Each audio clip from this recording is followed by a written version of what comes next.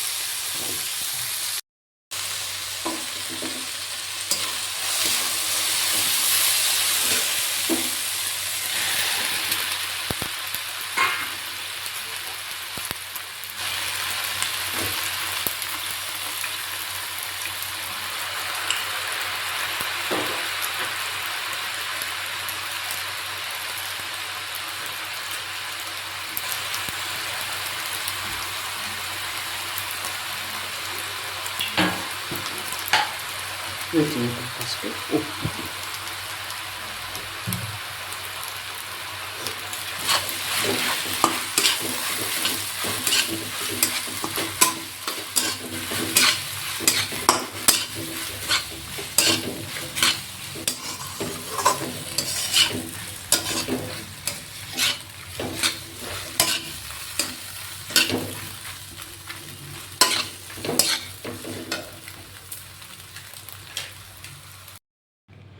ನೋಡಿ, ರುಚಿಕರವಾದ spices pasta ರೆಡಿಯಾಗಿದೆ.